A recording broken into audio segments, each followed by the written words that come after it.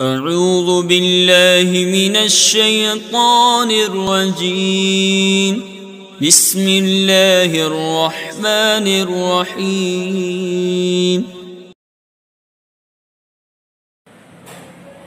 بچوں یاد رکھو، یہ کتاب مناظر رشیدیہ ہے۔ میں ابو سفیان استاد دارالعلوم غزنی نواز بول رہا ہوں۔ مناظر رشیدیہ کی عبادت ہے سیانتاً ذہن یعنی دلالت، ذہن کو محفوظ رکھتے ہوئے گمراہی سے۔ اے لیسون ذہن المناظرہ لیسون المناظر ان یسلک بطریق لا یوصل الی المطلوب، تاکہ مناظر کا ذہن محفوظ رہے ایسے راستے پر چلنے سے جو مطلوب تک نہ پہنچائے۔ فإن السالک ما لم یعلم الطریقہ، اس لیے کہ چلنے والا جب طریقہ کو نہیں جانے گا، ولم یرا ما یجب رعایتہ، اور جو اس راستے میں کے چلنے میں جو جس کی رعایت واجب ہے اس کی رعایت نہ کرے، ربما یخطئ، تو بسا اوقات غلطی کرے گا، ولم یصل الی ما اراد وصولہ الیہ، اور نہیں پہنچے گا اس راستے تک جس راستے تک پہنچنے کا اس نے ارادہ کیا ہے۔ مصنف نے کہا مرتبتون رفع علی ما ذکر، یہ مرفوع ہے مذکورہ عبارتوں پر، اور نصب علی انہ حال مترادفۃ، یا نصب ہے اس بات پر کہ حال مترادفہ ہے، اور متداخلۃ یا متداخلہ ہے۔ علی مقدمتین ہے ما یتوقف علیہ شروع فی المقاصد، مقدمہ وہ ہے کہ جس پر مقاصد میں شروع کرنا موقوف ہو بصیرت کے طور پر۔ وابحاث تسعۃ، اور یہ مشتمل ہے کیا ہے 9 بحثوں پر، وخاتمتین، اور کیا ہے خاتمہ پر۔ خاتمہ ما یختم بہ شیء، جس کے ذریعے سے شیء ختم ہو۔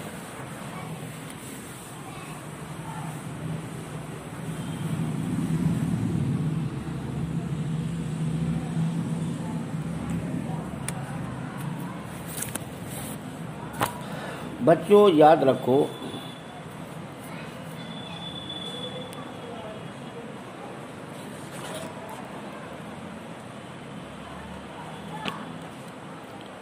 کہ مصنف نے کہا لیسون ذہن المناظرہ، سارے کی اس عبارت کی 2 غرضیں ہیں۔ پہلی غرض لیسون کی یہ بتائی کہ سیانتاً ترکیب میں مفعول لہو واقع ہو رہا ہے۔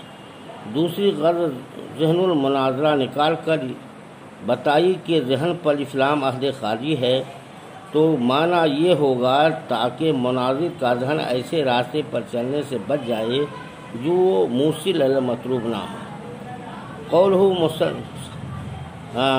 مصنف کا قول فإن السالک ما لم یعلم الطریق، یہاں سے سارے دلیل دینا چاہتے ہیں، اور یہ 2 چیزوں کی دلیل بن سکتی ہے، یا تو یہ الباحث کی دلیل ہے یا یجبو کی دلیل ہے۔ اگر اسے الباحث کی دلیل بنایا جائے تو اس کا مطلب یہ ہوگا فن مناظرہ کیفیت بحث سے اس لیے بحث کرتا ہے کہ سالک کو راستے کا علم ہو اور اس کے شرائط کی بھی رعایت کرے اور مطلوب تک پہنچ جائے۔ اگر فن مناظرہ کیفیت بحث سے بحث نہ کرے، اگر فن مناظرہ میں کیفیت بحث سے بحث نہ کرے تو سالک کو نہ راستے کا علم ہوگا، نہ ہی اس کی شرائط کی رعایت کرے گا، اور نہ ہی مطلوب تک پہنچ سکے گا۔ اور اگر فإن السالکہ کی عبارت کو یجبو کی دلیل بنایا جائے تو مطلب یہ ہوگا کہ فن مناظرہ میں امور کا استحضار واجب ہے، کیونکہ اگر امور کا استحضار واجب نہ ہو تو سالک کو نہ راستے کا علم ہوگا اور نہ ہی شرائط کی رعایت کرے گا، اور بسا اوقات غلطی کرے گا، مقصود تک نہیں پہنچ سکے گا۔ لہذا سالک کے لیے امور کا استحضار ضروری ہے۔ مصنف نے کہا مرتبۃ، متن کا مطلب یہ ہے کہ قواعد بحث سے مقدمہ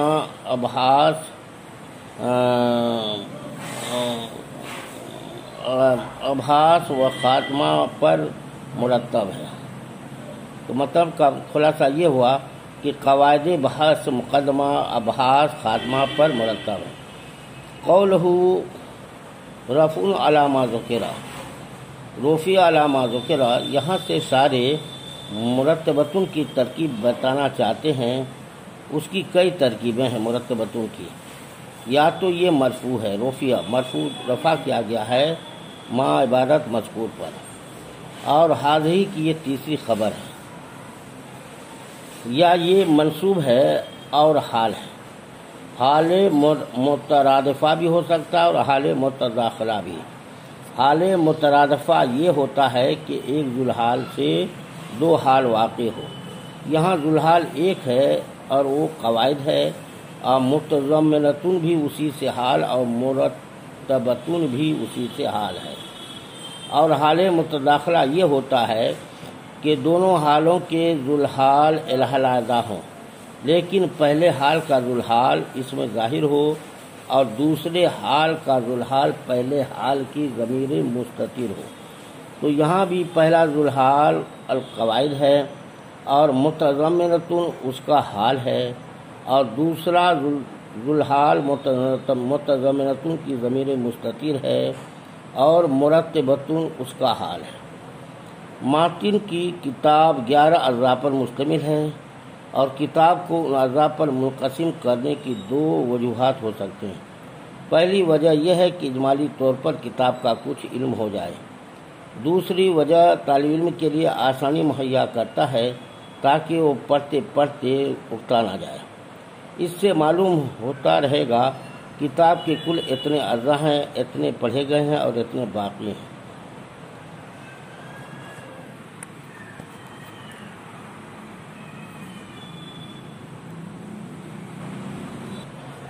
بچوں یاد رکھو، میں ابو سفیان استاد دارالعلوم غریب نواز بول رہا ہوں۔ یہ کتاب مناظر رشیدیہ ہے۔ مناظر رشیدیہ کی عبارت تھی مصنف نے کہا علی مقدمتین، قال علی مقدمتین، یعنی مشتمل ہے ایک مقدمہ پر۔ مصنف کا قول ہو ما يتوقف علیہ شروع فی البصیرۃ۔ مقدمہ کی بچوں یاد رکھو، مقدمہ کی دو قسمیں، ایک مقدمۃ العلم اور دوسرا مقدمۃ الکتاب۔ شارح نے بتا دیا کہ یہاں مقدمہ سے مراد مقدمۃ العلم ہے، نہ کہ مقدمۃ الکتاب۔ اور مصنف نے کہا علی وجہ البصیرۃ، یہ در حقیقت ایک اعتراض کا جواب ہے۔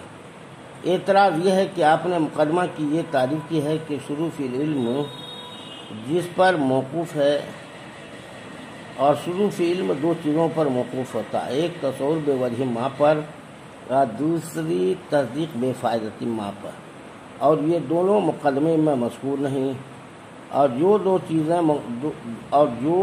چیزیں مقدمے میں مذکور ہوتی ہیں ان پر شروع فی علم موقوف نہیں ہے۔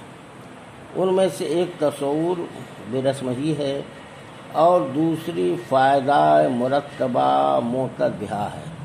تو جب جن پر شروع فی علم موقوف ہے وہ مقدمہ میں مذکور نہیں، اور جو مقدمہ میں مذکور ہے شروع فی علم ان پر موقوف نہیں، تو پھر شروع فی علم مقدمے پر کیسے موقوف ہوا؟ جواب، شارح نے علی وجہ البصیرۃ سے اس کا جواب دیا کہ ایک ہوتا ہے مطلقاً شروع فی العلم اور ایک ہوتا ہے شروع فی العلم علی وجہ البصیرۃ، اور یہاں شروع فی العلم سے مراد شروع فی العلم علی وجہ البصیرۃ ہے، اور یہ ان دو چیزوں پر موقوف ہے جو مقدمہ میں مذکور ہے، لہذا شروع فی العلم علی وجہ البصیرۃ مقدمے پر موقوف ہوا، اور تمہارا اعتراض مطلقاً شروع فی علم سے ہے اور یہاں مراد نہیں۔ ماتن نے کہا خاتم متن، قولہ ما یختم بہ الشیء، یعنی جس سے شے ختم ہو۔ تو ماتن نے خاتمہ کا لفظ بولا تھا، شاعر نے اس کا معنی بتا دیا کہ خاتم اسے کہتے ہیں جس کے ساتھ شے ختم ہو۔ قال اما المقدمۃ ففی التعریفات قولہ و اما المفہوم الکلی، یہاں سے شارح ماتن پر وارد ایک اعتراض کا جواب دیتے ہیں۔ اعتراض یہ ہے کہ مقدمہ میں بھی تعریفات ہوتی ہے، لہذا ماتن کا قول المقدمۃ فی تعریفات کا یہ مطلب ہوا کہ تعریفات میں ہیں، تو اس سے ظرفیت الشیء لنفسہ لازم آیا، اور ظرفیت الشیء لنفسہ باطل ہے، لہذا ماتن کا یہ قول المقدمۃ فی تعریفات بھی باطل ہے۔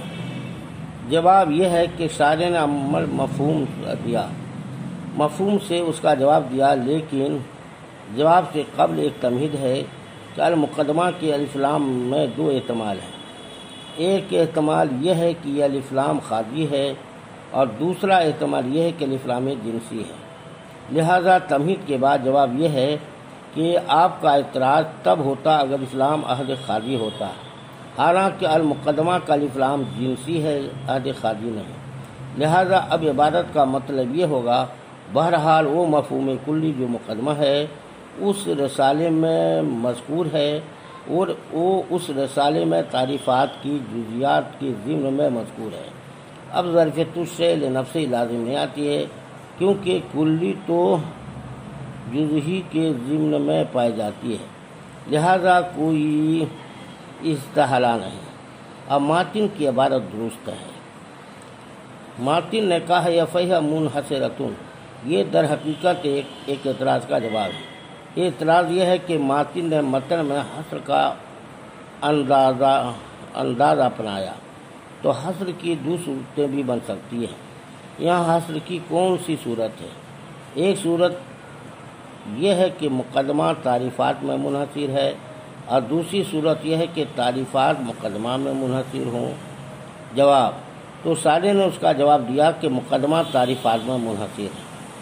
قولہ ما یتعلق بہا، یہ بھی دراصل ایک اعتراض کا جواب ہے۔ اعتراض یہ ہے کہ مقدمہ میں صرف تعریفات ہی نہیں ہوتی بلکہ تقسیم وغیرہ بھی ہوتے ہیں، تو ماتن کا یہ کہنا درست نہیں اما المقدمات فی التعریفات۔ تو شارح نے اس کا جواب دیا کہ تعریفات سے مراد عام ہے، چاہے تعریفات ہوں یا متعلقات تعریفات ہوں، تو تقسیم وغیرہ بھی تعریفات کے متعلقات سے ہو گئے۔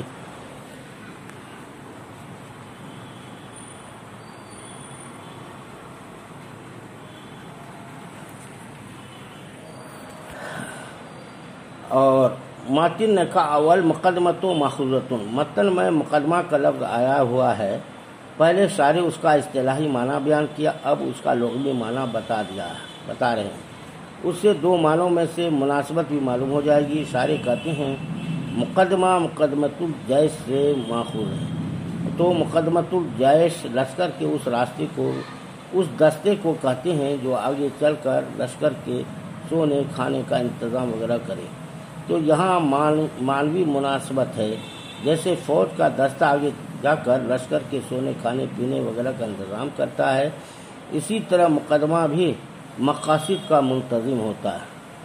قولہ التعریفات جمع تعریف، تو متن میں تعریفات کا لفظ آیا ہے، شارح اس کا معنی بتانا چاہتے ہیں۔ تو ضابطہ یہ ہے کہ اگر جمع کا لفظ ہو تو اس کے مفرد کا معنی بتایا جاتا ہے، تو اس سے جمع کا معنی بھی معلوم ہو جاتا ہے۔ اگر مشتق ہو تو اس کے مصدر کا معنی بتایا جاتا ہے، تو اس سے مشتق کی معنی بھی معلوم ہو جاتا ہے۔ تعریفات لفظ جمع ہے، شارح اس کے مفرد کا معنی بتائیں گے جس سے جمع کا معنی بھی معلوم ہو جائے گا۔ تو تعریف یہ ہے مصدر یا تو مبنی الفاعل ہے، تو اب معنی یہ ہوں گے مقدمہ مؤلفات کے بیان میں، یا پھر یہاں مصدر اپنے ہی معنی میں ہے کہ تحصیل تصور کے لیے فکر و نظر، تب یہ معنی ہوئے کہ مقدمہ فکر و نظر میں ہے تاکہ نظر و فکر سے شے کا تصور حاصل ہو۔ قولہ لما کانت المناظر، تو یہاں سے سارے دو چیزیں بتانا چاہتے ہیں، ایک تو بعد والے متن کا ماقبل سے کے ساتھ ربط، اور دوسرا ایک اعتراض کا جواب۔ ربط یہ ہے کہ پہلے کتاب کے بارے میں بتایا جا رہا تھا، اب اس کی جز مناظرہ کے بارے میں بتانا چاہتے ہیں۔ اعتراض یہ ہے کہ کتاب کے اعضاء میں سے مارٹن نے مناظرہ کو کیوں مقدم کیا، کسی اور جز کو مقدم کیوں نہیں کیا؟ تو جواب، صالح نے اس کا جواب دیا کہ جب اس کتاب میں مقصود بالذات مقصود بالنظر مناظرہ ہی تھا، اس لیے مارٹن نے اسے مقدم کیا، اس کی تعریف سے آغاز کیا تو کہا المناظرہ۔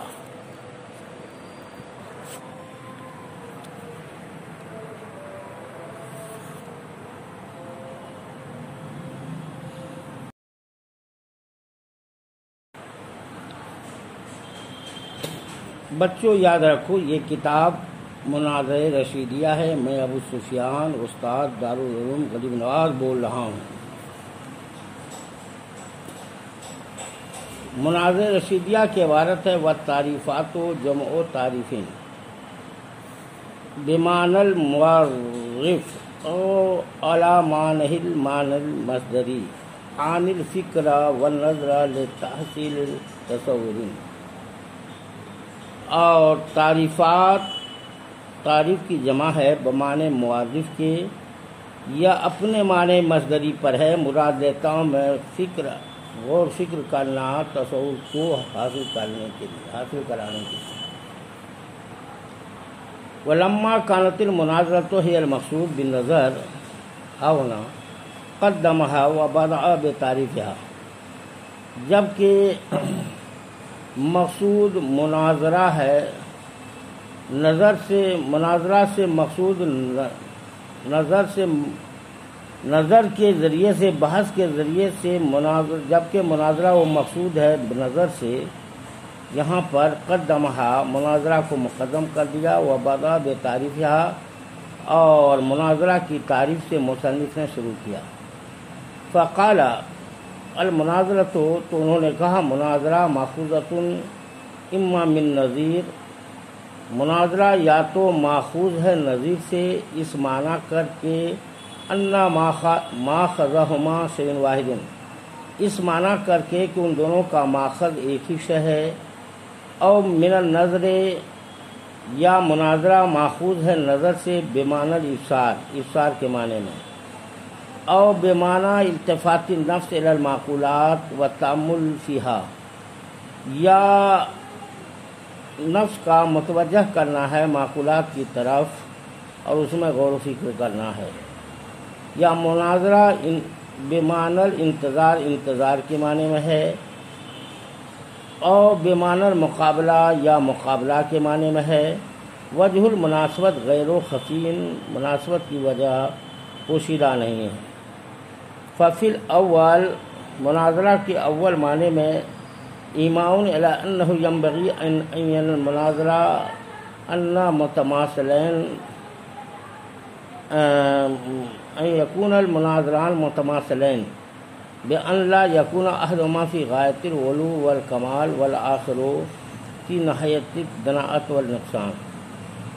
مناظرہ کے پہلے معنی میں اشارہ اس بات کی طرف کہ مناسب یہ ہے کہ دونوں مناظر متماثل ہو، وہیں طور کے دو مناظروں میں سے ایک مناظر غایت علو اور کمال میں نہ ہو اور دوسرا نہایت پستی اور گرا ہوا نہ ہو۔ اور فی سال سے مناظرہ کے تیسرے معنی میں ایماؤن، اشارہ کرنا الی اوریت التأمل، پہلے بہتر ہے غور فکر کرنے کی طرف، بأن لا یکون ما لم یتأمل فیما یرید ان یقول، نہ کہے جب تک کہ غور و فکر نہ کرے جس کے کہنے کا ارادہ کر رہا ہے۔ اور پھر رابع اور چوتھے معنی میں اشارہ ہے الی ان جدیر ان ينتظر احد المتخاصمین الی ان یتم کلام الآخر، چوتھے معنی میں اشارہ اس بات کی طرف کہ مناسب یہ ہے کہ دو متخاصموں میں سے ایک انتظار کرے یہاں تک کہ دوسرے کا کلام کیا ہو جائے، پورا ہو جائے، اور لا ان یتکلم فی حق کلام ہی، اور بیچ کلام میں بات نہ کرے۔ وفی اصطلاح میں یقال بقولہ، کہا جاتا ہے ان کی اس تعریف سے توجہ المتخاصمین فی نسبت بین الشیئین اظہارا للصواب، دو متخاصمین کا متوجہ ہونا دو شیوں کے درمیان نسبت میں درستگی کو ظاہر کرنے کے لیے۔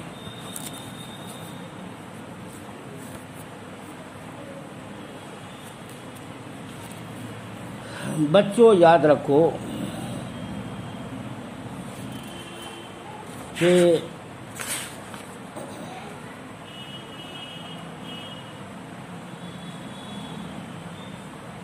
لما کانتر مناظرہ سے یہاں سے سارے دو چیزیں بتانا چاہتے ہیں۔ ایک تو بعد والے متن کا ماقبل کے ساتھ ربط، اور دوسرا کہ ایک اعتراض کا جواب۔ ربط تو یہ ہے کہ پہلے کتاب کے بارے میں بتایا جا رہا تھا، اب اس کی جز مناظرہ کے بارے میں بتانا چاہتے ہیں۔ اعتراض یہاں پر یہ ہے کتاب کے اجزاء میں سے ماتن نے مناظرہ کو کیوں مقدم کیا، کسی اور جز کو مقدم کر دیتے، مناظرہ ہی کو کیوں مقدم کیا بحث میں؟ تو جواب دیا شارح نے کہ اس کا جواب یہ دیا کہ جب اس کتاب میں مقصود بالذات اور مقصود بالنظر مناظرہ ہی تھا، اس لیے ماتن نے اسے مقدم کیا اور اس کی تعریف سے آغاز کرتے ہوئے کہا المناظرہ تو توجہ المتخاصمین فی نسبت بین الشیئین اظہارا للصواب۔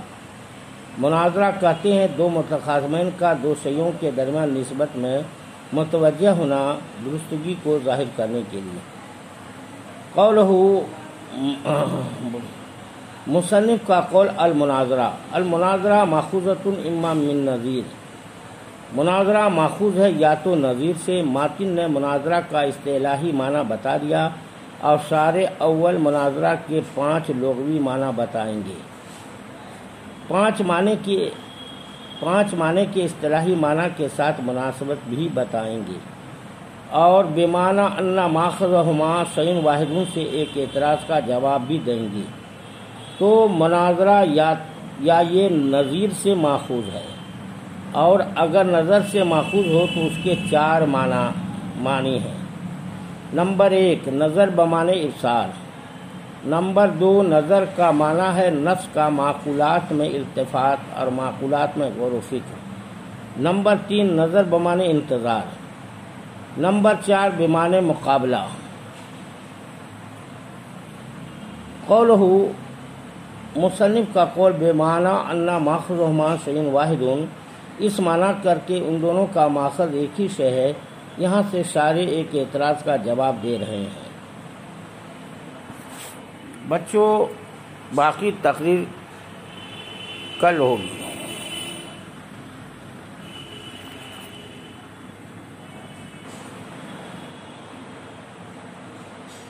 بچوں یہ کتاب مناظر رشیدیہ ہے، میں ابو سفیان استاد عالم غریب نواز بول رہا ہوں۔ قولہ مصنف کا قول بمعنی ان ماخذہما شیء واحد، یعنی مصنف کا قول اس معنی کر کے ان دونوں کا ماخذ ایک ہی شے ہے، یہاں سے شارح کے اعتراض کا جواب دے رہے ہیں۔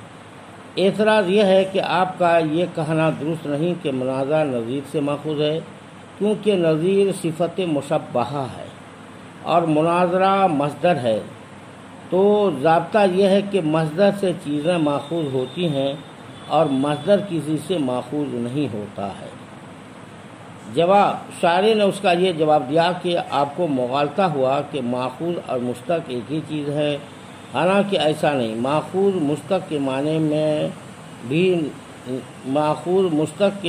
میں بھی نہیں، لہذا مناظرہ نظیر سے مشتق نہیں۔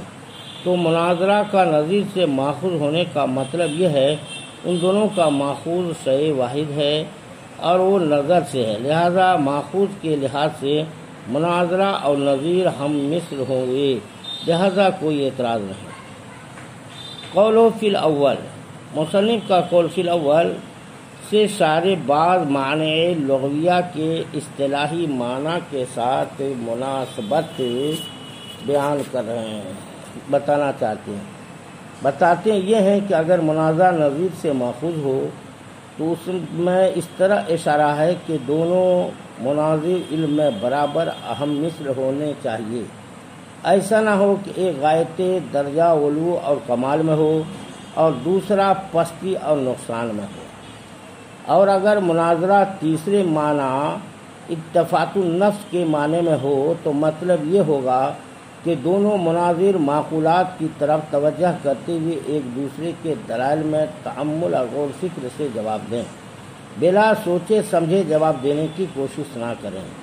اور چوتھے معنی میں جبکہ نظر بے معنی انتظار ہو تو اس طرف اشارہ ہے کہ متخاصمین میں سے ہر ایک دوسرے کی بات ختم ہونے کا انتظار کرے، دوسرے یہ کہ کلام کے دوران اپنی بولیاں نہ بولنے لگ جائیں۔ نظر کا پہلا معنی کہ نظر بمعنی ابصار ہے اور چوتھا معنی کہ نظر بمعنی مقابلہ ہو تو واضح ہے، اس لیے شاعر نے ان کے بارے میں کچھ نہیں بتایا۔ اور اگر نظر بمعنی ابصار ہو تو اس کا مطلب یہ ہوگا کہ متخاصمین اخیارہ ہو، دونوں یا دونوں میں سے کوئی نابینا نہ ہو، کیونکہ لوگ نابیناؤں کی طرف زیادہ توجہ نہیں کرتے، اس لیے ان کی کلام مؤثر نہیں ہوتی الا ماشاء اللہ۔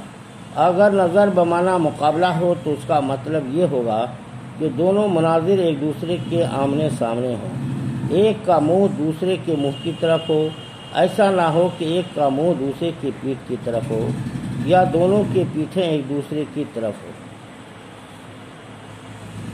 قال توجہ المتخاصمین، ماتن نے مناظرہ کا اصطلاحی معنی بتایا جو ما قبل سے مذکور ہوا۔ قولو یریدو قدس سرہ الی آخری پڑھو، یہاں سے مجادلہ تک شاعر کی جو عبارت ہے اس کی دو غرضیں ہیں۔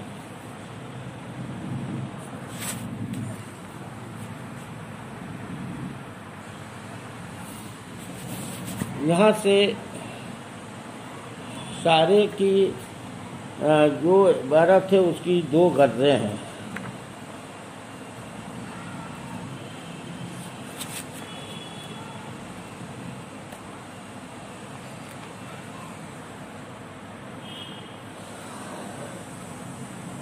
کہا توجہ المتخاصمین فی نسبت بین الشیئین اظہار الثواب، یریدو قدس سرہ، مصنف علامہ ارادہ کر رہے ہیں کہ ان المتخاصمین، بے شک متخاصمین، الذین مطلب احدہما غیر مطلب الآخر، متخاصمین اس کو کہتے ہیں کہ وہ متخاصمین وہ ہے کہ ان دونوں میں سے ایک کا مطلب دوسرے کا مطلب کا غیر ہو۔ اذا توجہ فی نسبت بین الشیئین الذی، جب یہ دونوں کے دونوں متوجہ ہو دو شیوں کے درمیان نسبت میں، الذی احدہما محکوم علیہ، ان دونوں میں سے ایک محکوم علیہ ہو، والآخر محکوم بہ، اور دوسرا محکوم بہ ہو۔ وإن کان ذلک توجہ فی النفس، اگرچہ یہ توجہ نفس میں ہو، جیسے کہ حکمائے اشاکین کا قول ہے، کما کانا للحکمائے الاشاکین، وکانا غرضہما من ذلک، اور ان دونوں متخاصمین کا غرض اس سے اظہار الحق، حق کو ظاہر کرنا ہے اور درستگی کو ظاہر کرنا ہے۔ یسمى ذلک توجہ مناظرہ فی الاصطلاح، اسی توجہ کا اصطلاح میں مناظرہ نام رکھا جاتا ہے۔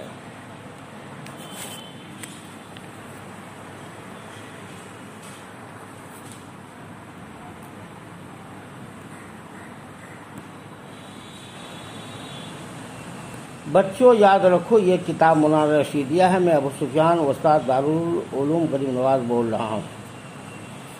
مناظرہ رشیدیہ کی عبارت ہے اورد ہا ہنا سوالان، یہاں پر دو سوال اعتراض کیے گئے ہیں۔ ان تأملت فیما تلونا علیک یظہر لک اندفاعہما، اگر تم غور کرو گے ان باتوں میں جو ہم نے تیرے اوپر بیان کیا تو تیرے لیے ان دونوں سوالوں کا جواب ظاہر ہو جائے گا۔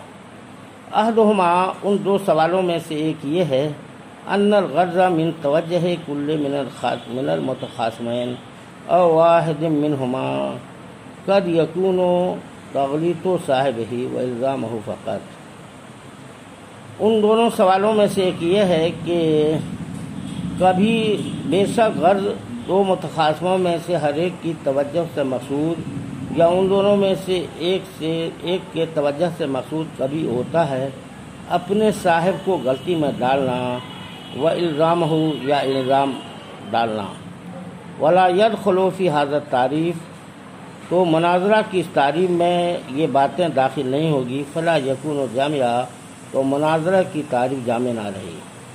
وثانیہما، اور دوسرا اعتراض یہ ہے اذا فرض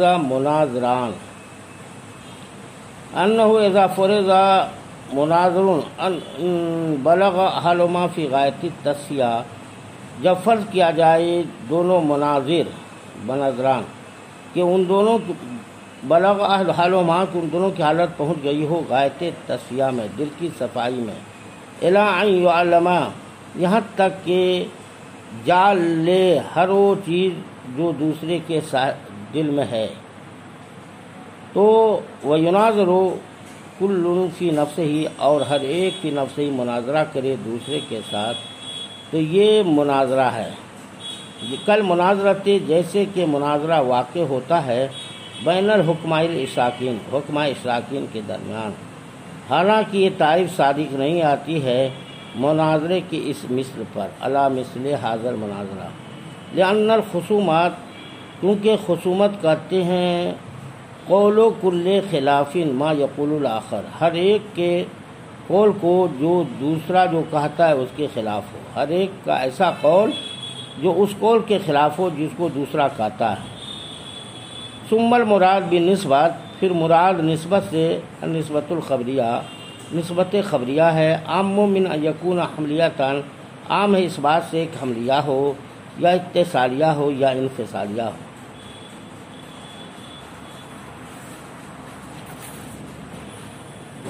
بچوں یاد رکھو،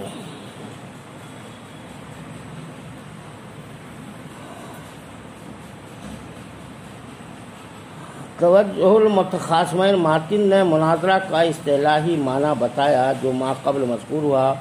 قولہ یرید قدس سرہ سے المجادلہ تک شارع کی جو عبارت ہے اس کی دو غرضیں ہیں۔ پہلی غرض یہ ہے کہ ماتن نے مناظرہ کی جو تعریف کی ہے اس پر دو اعتراض ہوتے ہیں، تو شارع ایسے انداز سے تعریف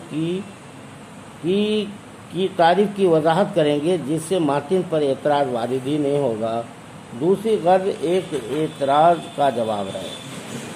اعتراض یہ ہے کہ ماتن سے پہلے بھی علماء نے مناظرہ کی تعریف کی ہے، تو ماتن نے مشہور تعریف سے عدول کرتے ہوئے اپنے پاس سے مناظرہ کی تعریف کیوں کی؟ تو شارع اس کا جواب دیں گے۔ اول، شارع الفاظ متن کی تحقیق وضاحت کرتے ہوئے کہتے ہیں کہ متخاصمین کا مطلب یہ ہے، متخاصمین کہتے ہیں ایک کا مطلب دوسرے کے مطلب کے مغایر ہے۔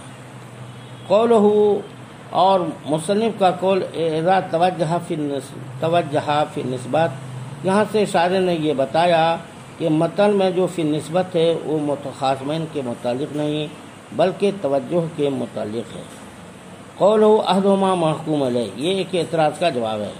اعتراض یہ ہے کہ آپ نے کہا ہے کہ نسبت دو چیزوں کے درمیان ہو اور دونوں چیزیں موصوف اور صفات مضاف الیہ بھی ہو سکتی ہے، تو پھر اس کا مطلب یہ ہوا کہ متخاصمین موصوف صفات مضاف الیہ کی نسبت میں بھی توجہ کریں، حالانکہ متخاصمین اس نسبت میں تو توجہ کرتے نہیں۔ تو جواب شارع نے اس کا یہ جواب دیا کہ شیئن سے مراد عام نہیں بلکہ محکوم علیہ اور محکوم بہی ہے، لہذا متخاصمین صرف نسبت تامہ خبری میں توجہ کریں گے۔ قولہ ان کانا ذالک توجہ، یہاں سے شارع مناظرہ کی تعریف میں تعمیم کرتے ہوئے بتاتے ہیں اگر متخاصمین توجہ فی نفس ہی کیوں نہ کریں تب بھی اصطلاح میں توجہ فی نفس کو مناظرہ ہی کہا جائے گا، جیسا کہ حکماء اشراکین توجہ فی نفس سے ہی کام لیتے ہیں، مگر اس مقام کے سمجھنے کا دار و مدار حکماء اشراکین کی وضاحت کی ضرورت ہے۔ اس کی وضاحت یہ ہے کہ گزشتہ زمانے میں دو قسم کے اہل علم ہوا کرتے تھے، ایک مشائین اور دوسرے کو اشراکین کہا جاتا ہے۔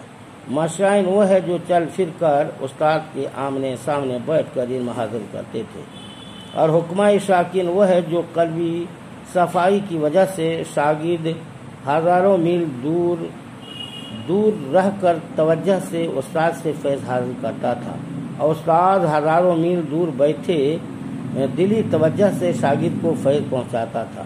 اس تفصیل کے بعد اس مقام کی تقریر یہ ہے، اگر دو اشراکی ہزاروں میل دور ہوتے ہوئے توجہ فی نفس سے ایک دوسرے کے سوالات کا جواب دیں تب اس توجہ کو مناظرہ ہی کہیں گے، بشرطے کہ ان دونوں کا مقصد اظہار حق ہو۔ ضابطہ یاد رکھو، ضابطہ کی تقریر سے قبل آپ ذرا کتاب میں دیکھ لیں، قول ان کانا ذالک توجہ فی النفس یہ شرط ہے، یسمى ذالک توجہ مناظرہ فی الاصطلاح شرط کی جزا ہے، اور قاعدہ یہ ہے کہ ان وصلیہ کا یہ ضابطہ ہے کہ اس کی شرط کو جو نقیض ہوتی ہے وہ اولا بالجزا ہوتی ہے۔ وہ اس طرح کہ اگرچہ ان وصلیہ کی شرط اس کی جزا دونوں مذکور ہوتی ہے، لیکن ان وصلیہ کی جو شرط ہے اس شرط کی نقیض جزا بننے کے زیادہ حقدار ہوتی ہے۔ تو توجہ فی نفس کی نقیض عدم توجہ فی نفس، اور عدم توجہ فی نفس توجہ فی المقال کے مترادف ہے۔ اب یہ توجہ فی المقال جو عدم توجہ فی نفس کے مترادف ہے، اسی کا جزا بنانا زیادہ مناسب ہے۔ اب یہ مطلب یہ ہوگا کہ اگرچہ توجہ فی نفس کو بھی مناظرہ کہا جا سکتا ہے، مگر توجہ فی المقال کا مناظرہ کہنا اولا ہے۔ مصنف نے کہا احدہما ما قبل شارح کی عبارت کی غرض بتاتے ہوئے بتایا تھا کہ شارح ماتن کی تعریف کی ایسی وضاحت کریں گے جس کی وجہ سے ماتن پر اعتراض وارد نہیں ہوگا، تو یہاں سے شارح پہلا اعتراض ذکر کرنا چاہتے ہیں۔ اعتراض تو ماتن پر پہلا اعتراض یہ ہوتا ہے کہ متخاصمین اظہار حق اور ثواب کے لیے توجہ فی نسبت کریں گے، حالانکہ مناظرہ میں کبھی ایسا نہیں بھی ہوتا ہے، کیونکہ کبھی متخاصمین ایک دوسرے کو مغالطہ دینا چاہتا ہے یا الزام دینا چاہتا ہے۔ تو جب مغالطہ دینا چاہے گا، الزام دینا چاہے گا، اظہار ثواب نہیں ہوگا، یہ اظہار حق کے لیے نہیں ہوتا ہے بلکہ مد مقابل کو خاموش کرانے کے لیے ہوتا ہے، تو یہ بھی مناظرہ ہی ہے، لیکن مناظرہ کی تعریف اس پر صادق نہیں آتی، لہذا مناظرہ کی تعریف جامع افراد نہیں۔ تو شارح نے کانا غرضہما سے جواب دے دیا کہ ان دونوں متخاصمین کی غرض اظہار حق ہو، تب توجہ فی نسبت کو مناظرہ کہیں گے، اور مذکورہ صورتوں میں چونکہ اظہار حق نہیں لہذا یہ مناظرہ بھی نہیں، لہذا اگر ان پر مناظرہ کی تعریف صادق نہ آئے تو کوئی حد نہیں۔ قولہ ثانیہما انہ اذا فرض، یہاں سے بھی سارے دوسرا اعتراض بیان کرنا چاہتے ہیں۔ اس اعتراض کا خلاصہ یہ ہے، آپ نے تعریف میں متخاصمین کا لفظ ذکر کیا ہے اور یہ خصومت سے مستق ہے۔ خصومت اسے کہتے ہیں کہ ایک کا قول دوسرے کے قول کے مخالف ہو۔ یہ تعریف اشراکین کے مناظرے پر صادق نہیں آتی، کیونکہ وہاں ایک کا قول دوسرے کے قول کے مخالف نہیں ہوتا، بلکہ ایک کا معافی نفس دوسرے کے معافی نفس کے مخالف ہوتا ہے، تو یہ مناظرہ ہے۔ لہذا آپ نے جو مناظرہ کی تعریف کی ہے اس پر صادق نہیں آتی، لہذا مناظرہ کی تعریف جامع افراد نہیں۔ جواب، شارح نے وَإِنْ كَانَ ذَلِكَ تَوَجُّهُ فِي النَّفْسِ سے اس کا جواب بھی دے دیا۔ اگرچہ اشراکین کے مناظرہ میں ایک کا قول دوسرے کے قول کے مخالف نہیں ہوتا، لیکن ان کا معافی نفس دوسرے کے معافی نفس کے مخالف ہوتا ہے، لہذا یہ تعریف اشراکین کے مناظرے پر صادق آئی، تو تعریف جامع افراد ہوئی۔ یا دوسرے الفاظ میں قول لفظی بھی ہوتا ہے اور قول نفسی بھی ہوتا ہے، تو خصومت میں قول سے مراد عام ہے، خواہ لفظی ہو یا نفسی۔ تو جب قول کے دو قسمیں ہوئی تو کہا جا سکتا ہے اشراکین کے مناظرے میں اگرچہ قول لفظی تو نہیں ہے لیکن قول نفسی تو ہے، لہذا یہ تعریف ساکن کے مناظر پر صادق آئی اور جامع افراد ہے۔ مصنف کا قول ثم المراد بالنسبت الخبریت عاموں، یہاں سے بھی سارے کے اعتراض کا جواب دینا چاہتے ہیں۔ اعتراض یہ ہے کہ آپ نے مناظرے کی جو تعریف کی ہے وہ جامع افراد ہیں، کیونکہ مناظرہ کی تعریف میں نسبت سے مراد ہے نسبت خبریہ، اور نسبت خبریہ قضیہ حملیہ میں ہوتا ہے، حالانکہ متخاصمین کبھی نسبت اتصالیہ انفصالیہ میں بھی توجہ کرتے ہیں اور یہ بھی مناظرہ ہوتا ہے، لہذا مناظرہ کی تعریف اس پر صادق نہیں آئی۔ تو جواب سارے نے اس کا یہ جواب دیا کہ اگر یہاں نسبت خبریہ سے مراد عام ہے، خواہ خبریہ حملیہ ہو یا اتصالیہ یا انفصالیہ، لہذا مناظرہ کی تعریف جامع افراد ہوئی۔ قول ہو کانا دابو،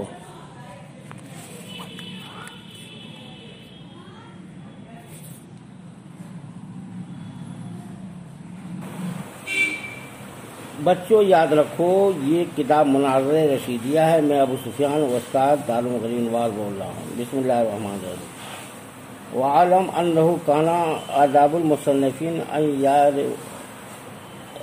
یعرف المناظرہ والآداب بقولہم النظر من الجانبین فی النسبت بین الشیئین اظہار الثواب۔ جان لو تم کہ اور مصنفین کی عادت یہ ہے کہ مناظرہ کی تعریف کرتے ہیں اپنے اس قول سے النظر من الجانبین فی النسبت بین الشیئین، دو شیوں کے درمیان نسبت میں دونوں جانب سے نظر کرنا اظہار ثواب کے لیے۔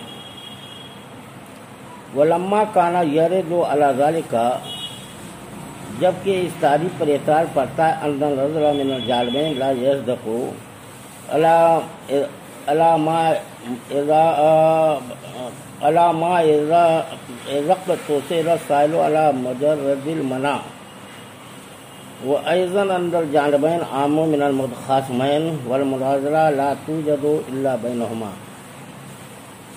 جبکہ اس پر اعتراض وارد ہوتا ہے کہ جانبین سے نظر، پہلا اعتراض یہ ہے کہ جانبین سے نظر کرنا نہیں صادق آتا مگر اسی پر جب سائل اختصار کرے صرف منع پر، یہ پہلا اعتراض ہوا۔ اور دوسرا اعتراض یہ ہے کہ جانبین عام ہے متخاصمین سے اور مناظرہ نہیں پایا جاتا ہے مگر متخاصمین کے درمیان، اگرچہ ممکن ہے پہلے اعتراض کو دفع کرنا، امکان يمكن دفع الاول، پہلے اعتراض کو دفع کرنا ممکن ہے بإرادة التفات النفس الى المعانی من النظر، کہ التفات النفس الى المعانی مراد لیا جائے نظر سے، نہ کہ ایسے امور معلومہ کی ترتیب جو مجہول تک پہنچائے۔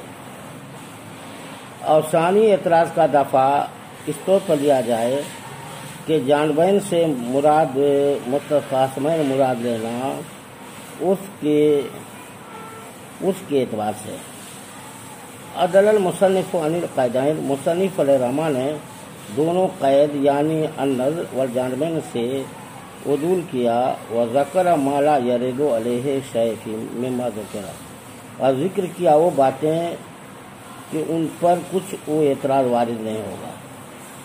ثم اعترض علیہ، پھر مصنف پر اعتراض کیا گیا ہے انہ قد یظہر، بئی طور کے کبھی ظاہر ہوتا ہے ان المناظرہ غیر مصیب، مناظر کبھی درست مصیب نہیں ہوتا، فخرج بقول اظہار الثواب، تو مصنف کے قول اظہار الثواب سے ایسا مناظر نکل گیا۔ ولا یخفی ما فیہ من الرکاکت، نہیں پوشیدہ جو اس میں اعتراض میں کمزوری ہے، ایسو لا یلزم من کون الشیء غرضا من فعل، اس حیثیت سے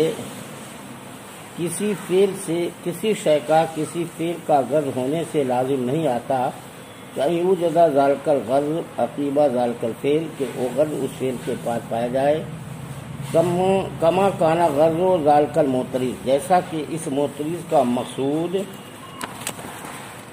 من عرض ھذا الکلام، اس کلام کو پیش کر کے معرف کو غلط کرنا تھا، مرف علامہ کے تعریف کو غلط قرار دینا تھا، ولم یحصل ما قصدہ من المراد، اور جو اس نے قصد کیا تھا مراد وہ حاصل نہیں ہوا۔ للہ در المصنف، اللہ ہی کے لیے مصنف کی خوبی ہے، حیث عرف المناظرہ، اس حیثیت سے کہ مناظرہ کی تعریف کی علی وجہ، اس طور پر کہ اس سے مناظر سمجھ لے گا مناظرہ کی چاروں علتیں۔ فإن توجہ، کیونکہ توجہ مناظرہ کی علت سوریہ ہے، والمتخاصمین علت فاعلیۃ، علت فاعلیہ ہے، اور نسبت علت مادیۃ، نسبت علت مادیہ ہے، اظہار للثواب، اور اظہار للثواب علت غایہ ہے۔ والقید الاخیر احتراز عن المجادلہ والمقابرہ، اور قید اخیر اظہار للثواب یہ مجادلہ اور مقابرہ سے احتراز ہے۔ فالاول ما فسرہ بقولہ، اول یعنی مجادلہ کی تفسیر کی ہے مصنف نے اپنے قول سے، والمجادلہ ہے المنازعہ، مجادلہ وہ منازعہ ہے، لا لإظہار الثواب، جو اظہار ثواب کے لیے نہ ہو، بل لإلزام الخصم، بلکہ خصم کو خاموش کرنے کے لیے۔ فإن کان المجادل مجیب، اگر مجادل مجیب ہے تو اس کی کوشش ہوتی ہے کہ الزام نہ کرے اور غیر کا الزام ڈالنے سے اس کو محفوظ رکھے۔ وإن کان سائلا، اگر وہ مجادل سائل ہے تو اس کی کوشش یہ ہوتی ہے کہ وہ غیر کو الزام ڈالے۔ وقد یکون السائل والمجیب کلاہما مجادلین، اور کبھی سائل اور مجیب دونوں کے دونوں مجادل ہوتے ہیں، اس لیے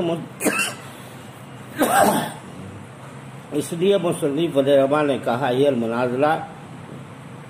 المنازعہ، وہ منازعہ ہے جو دلال کرتا ہے مشارکت پر۔ اما اذا کان مجادل احدہما، لیکن جب مجادل ان دونوں میں سے ایک ہو، اور جبکہ غیر مجادل کی شان یہ ہے کہ مجادل کے قول کی طرف متوجہ نہ ہو اور اس سے اعراض کرے، تو مجادل اس پر غالب آ گیا اور صیغہ مشارکت کا اطلاق کر دیا۔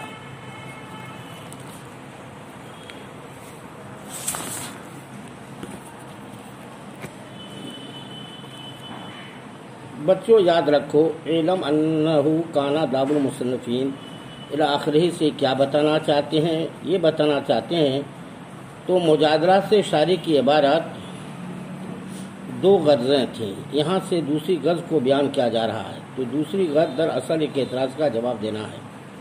اعتراض تو یہ ہے کہ پہلے مصنفین نے بھی مناظرہ کی تعریف کی، ماتن نے اس سے عدول کیوں کیا؟ تو پہلے شارح مصنفین سابقین کی تعریف نقل کریں گے، پھر اس پر وارد ہونے والے دو اعتراض نقل کریں گے اور ان کے جواب لف و نشر مرتب کے طریقے پر دیں گے۔ وہ اس طرح کہ پہلے اعتراض کا جواب پہلے اور دوسرے اعتراض کا جواب بعد میں ذکر کریں گے۔ مشہور تعریف یہ ہے کہ دو چیزوں کے درمیان نسبت ہو اور جانبین اظہار ثواب کے لیے اس میں نظر کریں۔ تو قول ہو لما کانا یرد ہو، یہاں سے شارح مشہور تعریف پر وارد ہونے والے اعتراض میں سے پہلا اعتراض نقل کرتے ہیں، وہ یہ ہے کہ تمہاری تعریف جامع افراد نہیں، کیونکہ آپ نے مناظرہ کی تعریف میں کہا نظر الجانبین، اور نظر کا معنی ہے امور معلومہ کو اس طرح ترتیب دینا کہ ان سے امور مجہولہ معلوم ہو جائے، اور کبھی صرف معنی مخالف کے دلائل کے مقدمات پر دلیل طلب کرتا ہے۔ تو اب منع میں صرف ایک جانب سے دلیل طلب کرنا ہوا، نہ کہ امور معلومہ کو ترتیب دینا ہے تو منع ہے، تو مناظرہ ہی کی قسم ہے، لیکن آپ کی تعریف اس پر صادق نہیں آتی، لہذا مناظرہ کی تعریف جامع افراد ہے۔ وقولہ ایضاً ان الجانبین عام، یہاں سے شارح دوسرا اعتراض نقل کرتے ہیں کہ تمہاری تعریف دخول غیر سے مانے نہیں، کیونکہ تمہاری تعریف میں جانبین کا لفظ آیا ہے اور یہ عام ہے، متعلم معلم پر بھی صادق آتا ہے، کیونکہ وہ بھی جان بین سے کسی مسئلے میں نظر و غور و فکر کر رہے ہوتے ہیں، تو یہ ان کا غور و فکر مناظرہ تو نہیں ہے، لیکن مناظرہ کی تعریف ان کے غور و فکر پر صادق آ رہی ہے، لہذا مناظرہ کی تعریف دخول غیر سے معنی نہیں۔ اب جان بین سے تم خاص متخاصمین مراد نہیں دے سکتے، کیونکہ عام کی دلالت خاص پر نہ مطابقی ہوتی ہے، نہ تضمنی نہ ہی التزامی۔ قولہ ان کا نہ یمکنو دفع الاول، یہاں سے شارح بتاتے ہیں پہلے اعتراض کا جواب اس طرح دیا جا سکتا ہے کہ یہاں نظر کا وہ منطقی اصطلاحی معنی مراد نہیں ہے جو تم نے کہا ہے، بلکہ یہاں نظر کا لغوی معنی مراد ہے کہ نفس کا معنی کی طرف توجہ التفات کرنا، لہذا مناظرہ میں توجہ تو جانبین سے ہوتی ہے، خواہ مناظر معنی ہو یا غیر معنی، لہذا مناظرے کی مشہور تعریف بھی جامع افراد ہوئی۔ قولہ دفع الثانی، یہاں سے شارح دوسرے اعتراض کا جواب دے رہے ہیں، لیکن جواب سے پہلے ایک مختصر سی تمہید ہے، وہ یہ ہے کہ عام سے تب خاص مراد نہیں دے سکتے جب کوئی مخصص اور قرینہ نہ ہو، اگر مخصص اور قرینہ موجود ہو تو عام سے خاص مراد دینا درست ہے۔ اب تمہید کے بعد جواب یہ ہے کہ جب جانبین مناظرہ میں ہوں گے تو قرینہ اس کی وجہ سے جانبین سے مراد متخاصمین ہی ہوں گے، نہ کہ مطلقاً جانبین، لہذا مناظرہ کی تعریف دخول غیر سے معنی ہوئی۔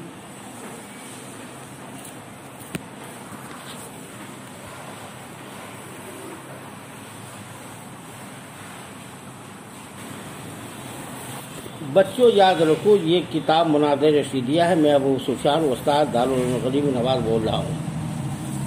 عدل المصنف قدس سرہ، پوری آخری عبارت۔ یہاں سے شارح مناظرہ کی مشہور تعریف سے وجود کی وجہ بتاتے ہیں کہ ماتن نے لوگوں کی مشہور تعریف پر نظر اور جانبین کی دو قیدوں کی وجہ سے دو اعتراض تھے، ماتن نے ان دونوں اعتراضوں سے بچنے کے لیے مشہور تعریف سے وصول کرتے ہوئے اپنی طرف سے نئی تعریف کی۔ قولہ ثم اعترض علیہ، ماتن کی تعریف پر کسی نے اعتراض کیا تھا تو شارح اسے نقل کر کے جواب دینا چاہتے ہیں۔ اعتراض یہ ہے کہ ماتن نے جو مناظرہ کی تعریف کی ہے وہ جامع افراد نہیں، کیونکہ ماتن نے کہا ہے کہ متخاصمان اظہار ثواب کے لیے نسبت میں توجہ کریں، یہ درست نہیں ہے، کیونکہ کبھی مناظر کا لوگوں کے سامنے غیر مصیب ہونا ظاہر ہو جاتا ہے اور مناظرہ کر رہا ہوتا ہے، اس مناظرہ کا مقصد اظہار حق و ثواب نہیں ہوتا، تو یہ مناظرہ تو ہی ہوتا ہے مگر مناظرہ کی تعریف اس پر صادق نہیں آتی، لہذا مناظرہ کی تعریف جامع افراد ہے۔ مصنف نے اسی اعتراض کا جواب دیا لا یخفی ما فیہ من اعتراض سے۔ یہاں سے شارح معترض کے اعتراض کا جواب دیتے ہیں کہ معترض کے اعتراض میں ضعف اور رکاکت ہے، کیونکہ ما قبل بتایا جا چکا ہے کہ توجہ کی نسبت سے متخاصمان کی غرض اظہار ثواب ہو تو اس سے یہ لازم نہیں آتا کہ در حقیقت ہر مخاصم اور مناظر حق پر ہی ہو، تو تمہارا اعتراض تب تھا اگر ماتن یہ کہتے کہ ہر مناظر حق پر ہو اور مصیب ہو، تو بہرحال یہ ضروری نہیں کہ جب جس مقصد اور غرض کے لیے کام کر رہا ہے اس کام کے بعد اس کی غرض اس کام سے حاصل ہو جائے، تو اسی طرح جو مناظر اظہار حق کے لیے مناظرہ کر رہا ہے ضروری نہیں کہ وہ حق پر ہی ہو، لیکن اس کے باوجود جہاں اظہار حق مقصود ہو وہ مناظرہ ہی ہوگا، لہذا ماتن کی تعریف جامع افراد ہے۔ وما کانا غرض و ذالک المعترض، یہاں سے شارح نے اس کی مثال دے کر کے وضاحت کر دی کہ ہر کام کے بعد اس کی غرض کا مرتب ہونا ضروری نہیں ہوتا ہے، اس فعل کے بعد وہ غرض پایا جائے، جیسے کہ معترض کا مقصد ماتن کی تعریف کو غلط قرار دینا تھا مگر اعتراض کے باوجود ماتن کی تعریف کو غلط ثابت نہیں کر سکا۔ قولہ للہ در المصنف، یہاں سے شارح ماتن کے لیے دعایا کلمات کہتے ہیں، ماتن کی اچھی تعریف پر وارد داد دیتے ہوئے تعریف کی خوبی کو بیان کر رہے ہیں، کہ ماتن نے مناظرہ کی جو تعریف کی ہے تو مناظر اس سے مناظرہ کے علل اربع بھی معلوم کر لیتا ہے۔ تو یاد رہے کہ ہر مرکب کی علل اربع ہوتی ہے۔ نمبر 1 علت مادی، نمبر 2 علت صوری، نمبر 3 علت فعلی، نمبر 4 علت غائی۔ ان میں سے پہلی 2 شے مرکب میں داخل ہوتی ہے اور دو مرکب سے خارج ہوتی ہے۔ ان کی وجہ حصر علل اربع کی دلیل حصر یہ ہے علت مرکب کی جز ہوگی یا نہیں۔ اگر وہ علت جز ہے تو پھر 2 حال سے خالی نہیں، اس جز سے ترکیب بالقوا ہے یا بالفعل۔ اگر ترکیب بالقوا ہے تو علت مادی ہے، اگر ترکیب بالفعل ہے تو علت صوری ہے۔ اگر وہ علت جز نہیں تب بھی 2 حال سے خالی نہیں۔ محتاج علیہ ترکیب میں مؤثر ہوگا یا نہیں۔ اگر محتاج علیہ ترکیب میں مؤثر ہے تو علت فاعلی ہے، اگر محتاج علیہ ترکیب میں مؤثر نہیں ہے تو علت غائی۔ بہرحال مناظرہ کی تعریف میں بھی 4 علتیں ہوئی۔ توجہ علت صوری ہے، متخاصمین علت فاعلی ہے، اور نسبت علت مادی ہے، اظہار ثواب علت غائی ہے۔ قولہ والقید الاخیر، یہاں سے شارح یہ بتاتے ہیں کہ مناظرہ کی تعریف میں جو آخری قید اظہار ثواب ہے یہ قید اتفاقی نہیں بلکہ احترازی ہے، اور قید احترازی کسی کو نکالنے کے لیے ہوتی ہے۔ تو مناظرہ کی تعریف میں اس قید سے مناظرہ کی تعریف سے مجادلہ اور مقابلہ نکل گئے، کیونکہ یہ اظہار ثواب کے لیے نہیں ہوتی ہے۔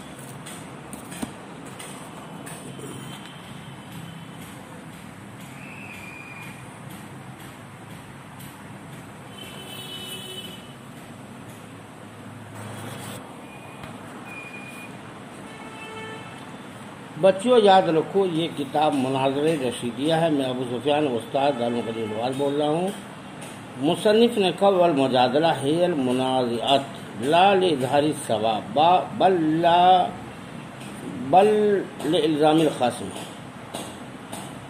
یعنی مجادلہ او منازعہ ہے اظہار ثواب کے لیے نہ ہو بلکہ الزام خصم کے لیے ہو۔ یہاں سے ماتن نے مجادلہ کی تعریف کی کہ مجادلہ دراصل جھگڑنے کو ہی کہتے ہیں، دراصل جھگڑنے ہی کو کہتے ہیں جو اظہار ثواب کے لیے نہیں ہوتا بلکہ الزام خصم کے لیے ہوتا ہے۔ تو مناظرہ اور مجادلہ کی تعریفوں سے دونوں میں فرق بھی معلوم ہو گیا۔ مناظرہ میں اظہار ثواب شرط ہے اور مجادلہ میں عدم اظہار ثواب شرط ہے۔ لہذا مناظرہ بے شرط شے کا حکم ہے اور مجادلہ بے شرط لا شے کا حکم ہے۔ مجادلہ بھی چونکہ فاعل مختار کا فعل ہے لہذا اس کی بھی غرض ہے، اور وہ غرض کیا ہو الزام خصم۔ فَإِنْ كَانَ الْمُجَادِلُ مُجِيبًا، تو مجادلہ میں ایک مجیب ہوتا ہے اور ایک سائل ہوتا ہے۔ تو یاد رکھو ایک سائل ہوتا ہے اور ایک مجیب ہوتا ہے، ہر ایک کی ایک ایک کوشش ہوتی ہے۔ تو شارح پہلے یہ بتاتے ہیں کہ مجادل مجیب ہو تو اس کی یہ کوشش ہوتی ہے کہ وہ سائل کو الزام بھی نہ دے اور اس کے الزام سے محفوظ رہے۔ قولو ان کانا سائلن، یہاں سے شارح یہ بتاتے ہیں کہ اگر مجادل سائل ہو تو اس کی یہ کوشش ہوتی ہے کہ وہ مجیب کو الزام دے کر خاموش کر دے۔ وقد یکون السائل والمجیب کلاہما مجادلین، یہاں سے شارح یہ بتاتے ہیں کبھی سائل اور مجیب دونوں مجادل ہوتے ہیں۔ اس پر ماتن کے کلام سے تائید بھی پیش کر دی کہ ماتن نے مجادلہ کی تعریف کی ہے منازعت سے، اور منازعہ یہ باب مفالت کی مصدر ہے۔ اب باب مفالت چونکہ اشتراک بین الشیئین پر دلالت کرتا ہے تو اس سے معلوم ہوا کہ کبھی سائل اور مجیب دونوں مجادل ہوں گے۔ وَأَمَّا إِذَا كَانَ مُجَادِلُ أَحَدُهُمَا، یہ دراصل ایک اعتراض کا جواب ہے۔ اعتراض یہ ہے کہ مجادلہ میں سائل اور مجیب دونوں مجادل ہوں گے تو شارح نے پہلے یہ کیوں کہا کہ مجیب مجادل نہیں اور سائل مجادل ہے، تو یہ پھر کیسے مجادلہ ہوا؟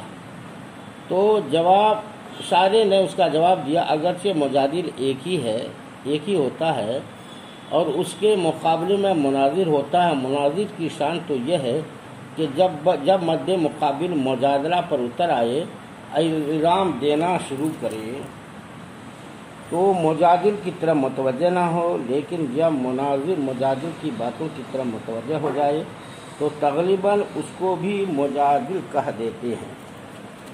اس لیے ماتن باب مفعلت کا مصدر لائے۔ قال المقابرہ، یہاں سے مقابرہ کی تعریف کی ہے۔ یہاں سے ماتن نے مقابرہ کی تعریف کرتے ہوئے مقابرہ بھی در حقیقت جھگڑنا ہی ہے، لیکن یہ نہ تو اظہار ثواب کے لیے ہوتا ہے اور نہ ہی الزام خص کے لیے ہوتا ہے، بلکہ یہ کسی اور غرض کے لیے ہوتا ہے، مثلا اظہار علم یا خفائے جہالت وغیرہ کے لیے۔ قولہ والتذکیر الضمیر، یہ ایک اعتراض کا جواب ہے۔ اعتراض یہ ہے کہ مقابرہ لفظ مؤنث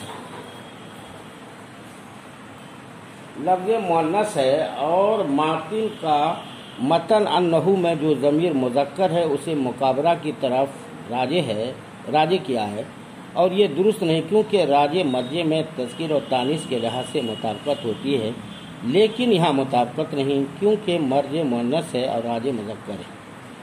تو شارح نے اس کا جواب دیا مقابرہ مصدر ہے، اور جو مصدر روتا ہو اس میں مذکر اور مؤنث دونوں برابر ہوتے ہیں، اس لیے مقابرہ کی طرف مؤنث کی ضمیر لوٹانا جائز ہے۔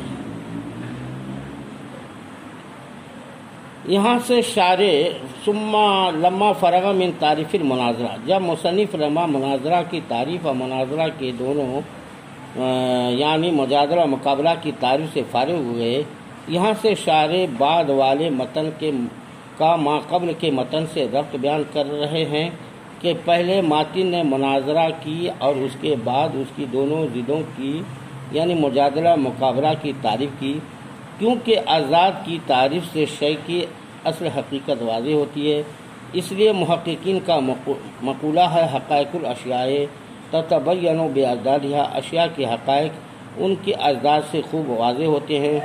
مناظرہ میں چونکہ طلب دلیل ہوتی ہے اور کبھی اس بات دلیل میں کثرت نزاع ہوتا ہے، اس لیے نزاع کے خاتمے کے لیے دلیل کی جگہ نقل کا پیش کرنا اولا ہوتا ہے۔